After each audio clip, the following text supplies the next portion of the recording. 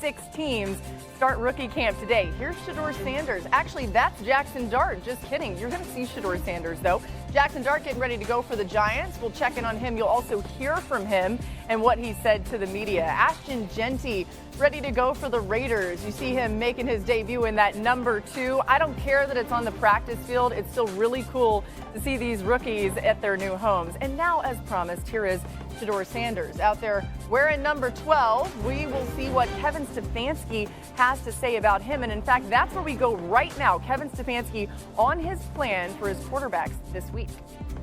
I wouldn't look into anything.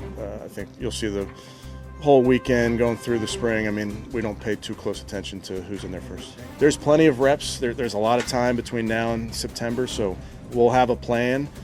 But it's an all-encompassing evaluation. It's not something that is just based on the practice reps. There's a lot that goes into it.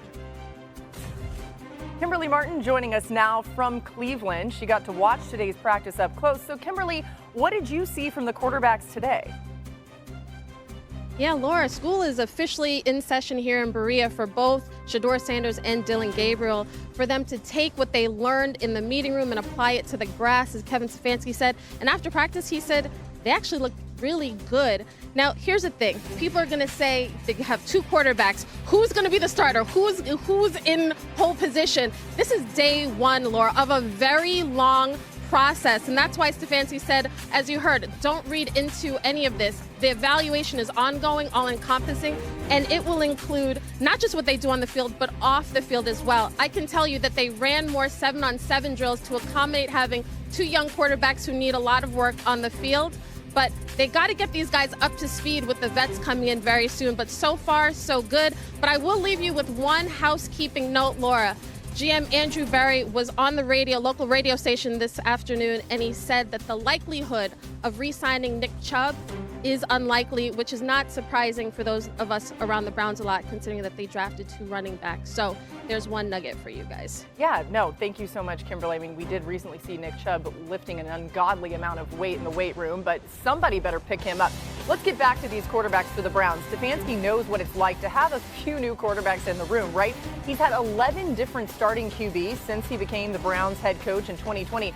3 more than the next closest coaches. Despite that, Stefanski managed to win 2 Coach of the Year awards during his tenure.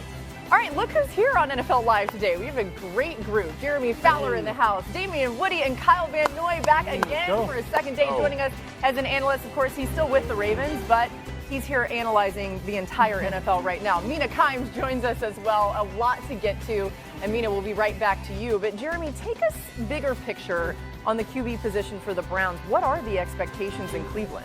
All right, so the Browns got these 4 quarterbacks. They're going to roll with that for the next 2 to 3 months to see how it shakes out. Shedeur Sanders will have every opportunity to make his impression and to make this team. The Browns also look at quarterbacks, like all positions, like currency, like value. They could trade one of these guys in August if they play well in the preseason.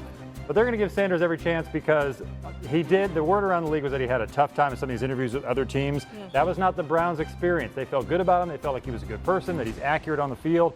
There's some things, because they were so surprised that the Gabriel dynamic and their courtship of him in pre-draft didn't get more publicity by the media. They low-key loved him for months and nobody knew it, and they drafted him 2 rounds earlier. So he's got to beat him out. Yeah, listen, I think, first of all, no jobs are won in rookie training camp.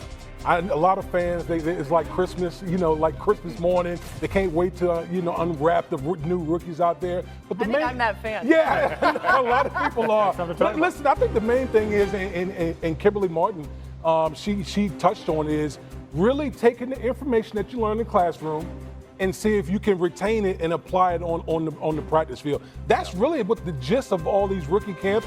And on top of that, just checking to see how conditioned these guys are, see if they've been true to their workouts. But you're not winning anything in these rookie training camps.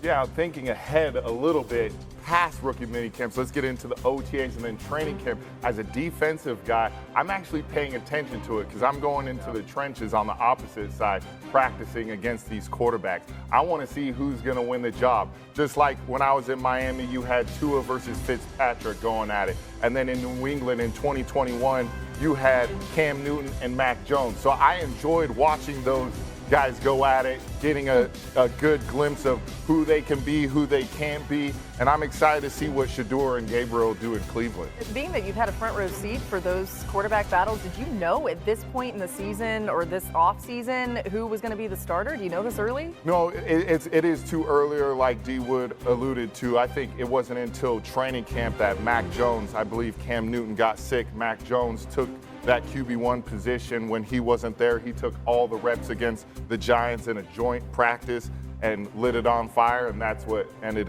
him getting the job. Interesting. Mina, you know, Joe Flacco obviously in the mix here. The quarterback room for the Browns we know is very crowded.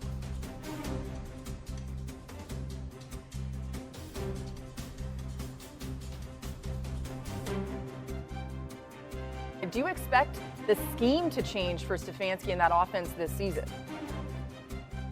No, I really don't, and not just because of Stefanski's history as a play caller, what he likes to do, which we're familiar with, but also their personnel decisions. Kimberly alluded to this in her reporting. They took 2 running backs, both of whom I liked a lot, by the way, in Judkins and Sampsons, in the first 4 rounds. They also took a tight end, Harold Fannin Jr. in the 3rd round, who's a really interesting player, super productive in college, more of a move guy, so he pairs nicely with David Njoku.